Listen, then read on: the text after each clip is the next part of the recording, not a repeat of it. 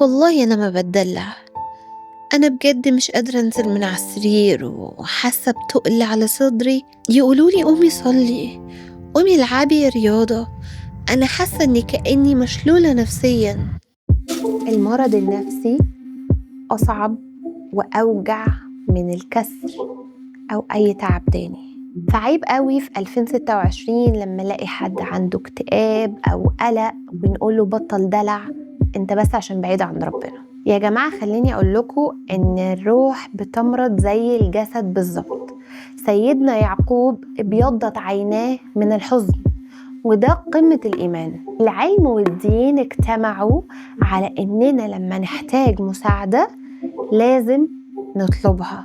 طلب المساعدة عمره أبدا ما كان ضعف. الاعتراف بالتعب هو أول خطوة رجولة، والتعب عمره ما كان ضعف. بالعكس، لما تعترف بيه دي بداية القوة. كلمة أخيرة هقولها بس للناس اللي بتستهون بتعب غيرها: اتقوا الله في قلوب غيركم. وكلمة لكل المكتئب أو اللي تعبان: انت بطل، واعترافك بتعبك عمره ما بيقلل من رجولتك.